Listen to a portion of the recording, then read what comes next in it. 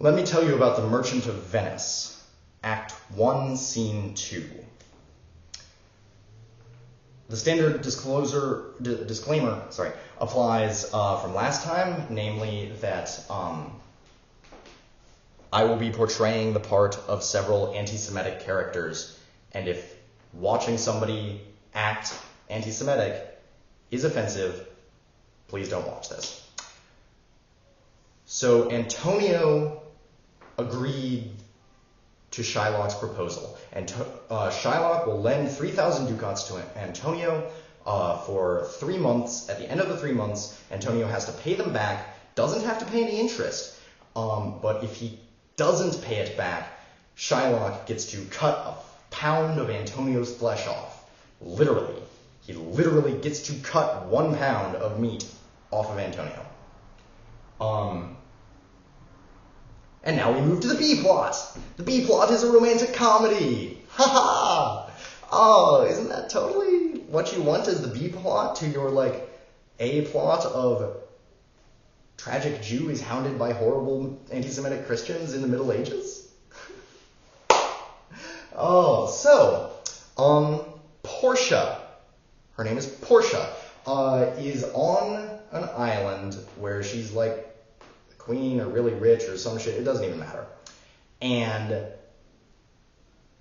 she is getting lots of suitors because she's really rich or a queen or whatever, and she poses to all of them a riddle. She has 3 boxes in front of them. They're a lead one, a silver one, and a gold one. And the gold one says, whoever opens me will get whatever they want. The silver one says, whoever opens me will get whatever they deserve. And the third one, the lead one, says, whoever opens me will risk everything that they have. So, random suitor guy comes up and she's like, here's my riddle, open one of the boxes. And he goes, well, lead fucking sucks. Silver's not as good as gold. I open the gold one. And it's like, don't judge things by their appearance. You suck, go away. And he's like, oh, looks like I failed the riddle. Goodbye. Then another suitor comes up. She's like, here's my riddle. And he goes, what should and so pick a box. And he goes, well, lead sucks.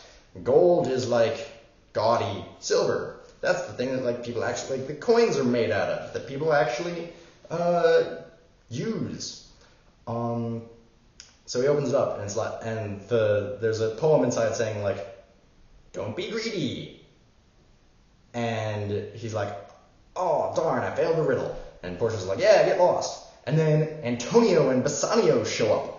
And they go to the box, and Antonio goes to the boxes. Bassanio's just hanging out in the background. Or goes to Portia. Portia's like, here's my riddle of boxes. And he goes, well, gold, that's that would be prideful to take that one. What somebody wants, why would I want what I want? Silver, that one says that I'd get what I deserve. I don't know if I deserve to marry you, honestly. So, not gonna pick that one either. But lead's a good working man's metal. I picked the lead one. And the lead one has a picture of Portia inside it and a letter saying, you win. And so they agree to get married, Portia and Antonio. And Bassanio is in the background, making out with Portia's maid. And he's like, woo! Antonio, you did it! This chick totally said that she would marry me if her boss Portia marries you, so we're all getting married! Double marriage! And Antonio's like, kick ass! Bassanio, let's do this! Portia, let's make out! Blah, blah, blah. Time passes. It has been almost 3 months. Antonio's ships are nowhere to be seen. Reports have started coming back in saying that 3 unidentified ships sunk in the middle of or sunk on their way back towards Venice.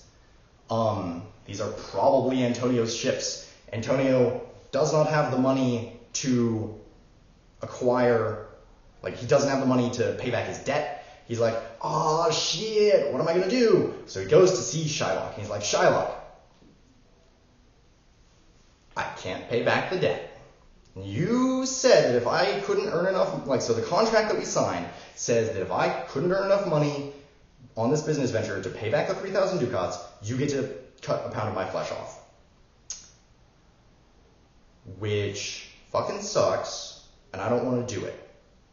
So you should be, like, you should behave like a good Christian would, and not like an evil Jew would, and let me just forgive the debt, right?